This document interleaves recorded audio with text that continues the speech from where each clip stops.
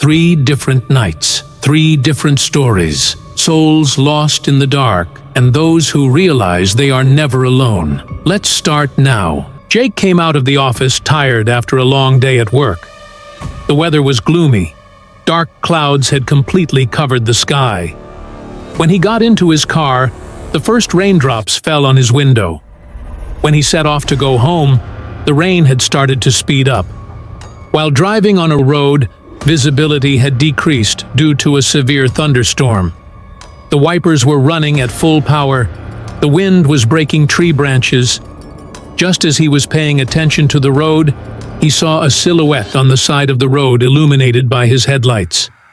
A thin, tall woman was standing in the rain in an old-style white dress. Her dress was in the water. Her long hair covered her face like a wet curtain. Jake slowed down.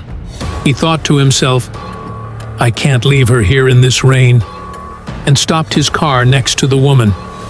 He opened the car window and said, "Are you going somewhere? I can drop you off," he called out. The woman raised her head slightly. Her pale face and vacant gaze caused a strange chill in Jake. He got into the car quietly. Jake became aware of the wet sound that the woman made when she sat down on the seat. He looked at her out of the corner of his eye in the rearview mirror. The woman with her head bent forward was silently looking in front of her. Breaking the silence, Jake asked, "Where do you want to go?" he asked the woman. "I want to go home," the woman said almost in a whisper. There was a sadness in his voice. Jake went to the address the woman described. Along the way, the woman never spoke, did not even move. Jake had a strange feeling inside, but he gave it to his fatigue. At last, they reached the old house where the address was located. The back seat was empty when Jake stopped the engine and came back. But there was something strange. The seat looked dry, completely untouched. It's like there's no one there. There wasn't even a wet track. Jake's blood froze. His eyes grew big. His heart began to beat fast. "It is impossible," he muttered. In a panic, he went outside and knocked on the door of the house, running in the rain. A few seconds later, an elderly woman opened the door. Jake was out of breath. "There was a woman I met on the way. He brought me here, and now he's not in the car. Where did he go?" The old woman's face suddenly paled. His eyes moistened, and his voice trembled as he spoke. Have you seen my daughter?" Jake shook his head in surprise. The old woman wiped away her tears and whispered, "She is my daughter. He died in an accident here many years ago. He was trying to get home on this very road, but he never made it." Jake suddenly shuddered. He quickly turned around and looked towards his car. At that moment, he saw wet handprints appear on the windows. She stepped back, trembling. The sound of the rain stopped for a moment, as if the world was holding its breath. The wind suddenly changed direction, and a cold breeze licked Jake's neck. He heard a whisper. He could not know where it came from, but a single word echoed in it. "I have come home." Jake never used that road again, but he swore that every time it rained, he saw a silhouette in the rearview mirror. Jessica had moved into her new apartment in an old building outside the city. He had come here only a few days ago and did not know anyone yet. He liked rainy nights, but that night the storm was unusually severe. The wind was shaking the windows. The walls were shaking from the thunder. Jessica was curled up in bed trying to read a book, but her eyelids were closing. Just as he was about to fall asleep, a strange sound from the hallway startled him. It was as if someone was walking down the hall with wet feet. Jessica's pulse quickened. He was sure she lived alone. The apartments on the upper floor were empty, while the opposite apartment was under renovation. Then, who was making these noises? He began to listen carefully while his body trembled. The footsteps first moved away, then approached again. With trembling hands, She grabbed her phone and turned on the screen. It was 2:47. His heart was beating fast. He had no one to ask for help. He didn't even know who he could reach, because there was no one he knew in this place where he had just moved. There was someone in the hallway, and he was leaving wet footprints.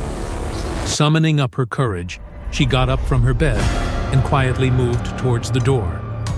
He put his ear to the door and held his breath. The footsteps stopped in front of the door. Jessica's blood froze. Then an unbearable silence fell. Suddenly, a dark and wet speck appeared crawling under the door. He staggered back and gasped for breath. While the adrenaline was attacking his veins, he picked up the duvet and quickly got under the bed, wrapping himself in the duvet as if he wanted to disappear from sight. While the storm outside continued in all its violence, the silence inside the room became frightening. The footsteps had disappeared when the sun finally started to rise from behind the curtain. Jessica hadn't even blinked. He carefully got out from under the bed and headed for the door. With trembling fingers, she turned the door handle and slowly opened it. His eyes immediately shifted to the ground. There were wet footprints that started in the hallway and went all the way to her room. A feeling of fear appeared in him. The tracks were of gigantic size, too large for a human foot. His eyes followed the tracks, and his breath stopped. When his eyes focused on the end of his bed, he froze with fear. There were two big, wet footprints just in front of the bed, standing as if someone had been standing there watching her. Who broke into your house that night? Or worse, have they ever left? In Salem, Massachusetts, 5-year-old Lily was curled up in her bed, shaking with fear. Thunder shook the house and raindrops hit the windows. Every time lightning struck, the shadows on the walls seemed to move. He clutched his blanket tighter, but he could not suppress the fear growing inside him. There was a loud clap of thunder. Lily's eyes widened. Her heart began to pound in her chest. "Mommy? Daddy?" she called out, but there was no answer. She was alone in the dark room. Trembling, she got out of bed. He didn't even feel the cold floor under his feet. The only thing he wanted at that moment was to run into the comforting embrace of his parents. He slowly opened the door and stepped into the corridor. The house was quiet, eerily quiet. She could hear the rain, but inside everything was empty. "Mom?" she called out again.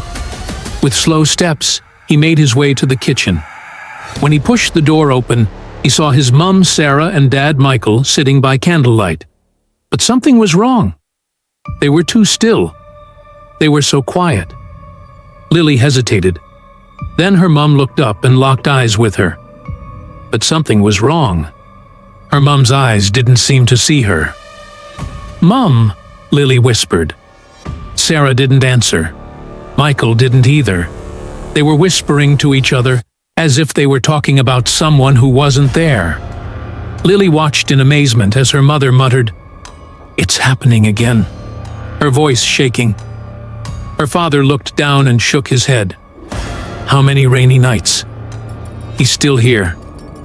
Lily reached out to touch her mother's shoulder, but something happened. Her hand went right through it. She couldn't touch her. Her eyes widened in horror. "Mommy!" she shouted, but her voice didn't echo. At that moment, she realized they couldn't hear her. They couldn't see her. Then his gaze shifted to the large mirror hanging in the corner of the room. He could see his parents in the reflection, but he could not see himself. When he looked in the mirror, he felt his breath catch. There was no reflection. Finally, she realized. She collapsed, tears streaming down her face. Lily had died of leukemia when she was 3. Sarah and Michael knew that every rainy night, the spirit of their daughter returned home. They could feel her presence, and each time they relived the same fear.